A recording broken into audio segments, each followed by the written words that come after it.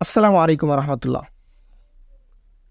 মাকে হত্যা না করেও ছেলে যখন মায়ের হত্যার আসামি হয়ে কারাগারে যায়। সম্প্রতি বগুড়া এই ঘটনা ঘটেছে এরকম যে র্যাব চাপিয়ে দিয়েছে তার ছোট ছেলের উপরে যে মাকে নাকি সে হত্যা করেছে মাত্র 500 টাকার জন্য, তার প্রেমিকার জন্য। এই নিউজটা যখন আমার চোখে আসে তখন আমি নিউজটা শোনার সময়ই আমি মনে মনে চিন্তা করতেছিলাম যে এটা মিথ্যা নিউজ, র্যাব এটা বাড়ানো নিউজ, র্যাবের তৈরি করা নিউজ। র্যাব হয়তো ওই ছেলেকে মারধর করে মিথ্যা স্বীকারোক্তি নিয়েছে। ঘটনা যা তাই সত্য। অপরদিকে পুলিশ তদন্ত করে মূল হোতা যারা হত্যাকারী তাদেরকে বের করেছে এবং ছেলেটা নির্দোষ। একজন নির্দোষ ছেলেকে পুরা বাংলাদেশে সন্ত্রাসী রূপে পেশ করা, নরখাদক হিসেবে পেশ করা, একজন মায়ের খুনি হিসেবে পেশ করা, এটা হচ্ছে র্যাবের কাজ। ইতিপূর্বে অসংখ্য মানুষকে আমি কারাগারে দেখে এসেছি যারা এরকম র্যাবের মিথ্যা মামলায় তার জীবনটা শেষ হয়ে গেছে। র্যাবের মিথ্যা মামলায় সে 10-20 বছর হলো কারাগারে অন্ধকার কোঠরিতে মৃত্যুর জন্য প্রহর গুনতেছে। মিথ্যা মামলায় তার ফাঁসি হয়ে গেছে।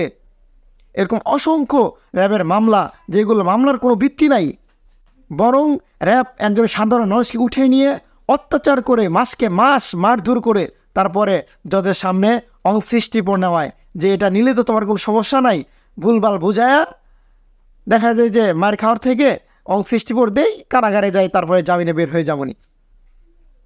এইভাবে একটা মানুষের জীবনকে নষ্ট করে দেয় এই র্যাব। আমার কথা বলি, আমাকে র্যাব গ্রেফতার করে সিরাজগঞ্জ মাদ্রাসা থেকে, কিন্তু র্যাব আমাকে নিয়ে 10 দিন গুম রেখে অত্যাচার করে আমাকে মামলা দেয় যে আমি নাকি আনসারুল্লাহ বাংলা টিমের সদস্য ছিলাম। আমার কথায় নাকি আনসারুল্লাহ বাংলা টিমে অনেক মানুষ সংযুক্ত হয়েছে। মিথ্যা নিউজ। আনসারুল্লাহ বাংলা টিম নামে তো কোনো সংগঠনই নাই, তাহলে ওই সংগঠনে আমি যুক্ত হবো কীভাবে? সাংবাদিক আবু তাসনিম উনি বলছে যে আনসারুল্লাহ বাংলা টিম নামে যেহেতু কোনো সংগঠন নাই, তাহলে এই সংগঠনকে সরকার কীভাবে নিষিদ্ধ করলো? এই হচ্ছে এই র্যাবের মিথ্যা জাল, যে জালের ভিতরে পুরা বাংলাদেশের মানুষকে লিপ্ত করে রাখছে। এবং এই মিডিয়াগুলো সত্য প্রচার না করে মিথ্যা প্রচার করে। মিথ্যা প্রচার করার কারণ হচ্ছে, মিথ্যা প্রচার করলে, ভুলভাল টাইটেল দিলে, ভুলভাল ডিসক্রিপশন দিলে, ভুলভাল থাম্বনেল দিলে মানুষ বেশি ক্লিক করে আর তাদের টাকা পকেটে বেশি যায়। এই জন্য সত্য নিউজ তারা প্রচার করতে চায় না, তারা মিথ্যা নিউজের পিছনে দৌড়ায়। যখন র্যাব বলল যে ছেলে হত্যা করেছে মাকে, তখন তাদের উচিত ছিল যে অনুসন্ধান করা আসলে কি ছেলে হত্যা করেছে না, তারা এমনভাবে পুরা বাংলাদেশ না পুরা বিশ্বে ছড়িয়ে দিল যে মায়ের খুনি একজন ছেলে কীভাবে তার মাকে হত্যা করতে পারে সামান্য 500 টাকার জন্য। এরকম কথা বিশ্বাসযোগ্য না। এরকম রহ মামলা দেখবেন, জঙ্গি মামলা, যেগুলো মামলা বিশ্বাসযোগ্য না, কিন্তু র্যাবের সাজানো মিথ্যা মামলা। এই হচ্ছে র্যাবের কুকর্ম। তারা প্রতিটা নিরীহ মানুষের উপর অত্যাচার করে, মানুষের উপর জুলুম করে, মানুষকে মাইরে, মানুষকে অত্যাচার করে তারপর হচ্ছে 164 নেয়, তারপরে একটা সাধারণ মানুষের জীবনকে ধ্বংস করে দেয়। আর আমরাও হুজুকে জাতি, বাঙালি জাতি, যখন একটা নিউজ প্রচার হয়েছে, যাচাই করার প্রয়োজন নাই, আমরা নিজেদের মতো কত অশ্লীল ভাষা এবং কত খারাপ মনে করলাম ওই ছেলেটাকে, অথচ ওই ছেলেটা নির্দোষ। একজন নির্দোষকে আমরা দোষী করলাম, পুরা পৃথিবীর কাছে বিলেন হিসেবে পেশ করলাম। এই হচ্ছে আমরা বাঙালি জাতি। আমরা সত্যর পিছনে দৌড়াই না, আমরা মিথ্যার পিছনে দৌড়াই। আমরা চাই ভাইরাল হতে।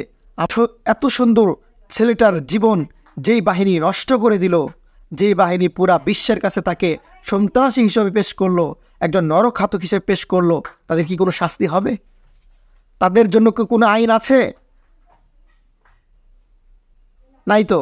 যদি আজকে এই যে পুলিশ যদি সত্য ঘটনা উদ্ঘাটন না করত, তাহলে মায়েকে হত্যা করার জন্য ছেলের সাজা হয়ে যেত, হয়তো ফাঁসি হইতো, নাইতে লাইফ সাজা হয়ে যেত, একটা ছেলের জীবনটা নষ্ট হয়ে যেত। ভাগ্য ভালো, আল্লাহ তাআলা তাকে রক্ষা করেছেন। আসলে আমাদের মুখে চুলকানি মেরে দিয়েছেন, কারণ আমরা তার এই র্যাবের মিথ্যা নিউজের ফলে আমরা এই ছেলেটাকে দোষী ভাবতেছিলাম। এই ছেলেটা কত খারাপ এটা আমরা আমাদের বিভিন্ন সোশ্যাল মিডিয়াতে শেয়ার করতেছিলাম, কিন্তু আল্লাহ তাআলা তো এরকম চান না যে একটা নির্দোষ মানুষ এত বড় লাঞ্ছিত হবে যে একটা মাকে খুন করেছে। এই জন্য আল্লাহ তাআলা অতি শীঘ্রই প্রকাশ করে দিয়েছে। ইতিপূর্বে আপনারা জানেন নুসরাত হত্যায় একজন আলেমকে আমরা খুবভাবে খারাপভাবে দেখছিলাম যে এত একজন আলেম হয়ে এরকম একটা মেয়েকে হত্যা করতে পারে, এই করতে পারে, সেই করতে পারে। অথচ ইলিয়াস হুসাইনের যে অনুসন্ধানী একটা ভিডিও ছিল, ওই ভিডিওতে কিন্তু স্পষ্ট উনি প্রমাণ করেছেন যে নুসরাত হত্যায় এই আলেমরা কোনো ভাবেই সংযুক্ত না, কিন্তু আলেমদের ফাঁসানো হয়েছে। কিন্তু আমরা কতভাবে তাকে গালি দিয়েছি। এই হচ্ছে আমরা বাঙালি জাতি। আসসালামু আলাইকুম।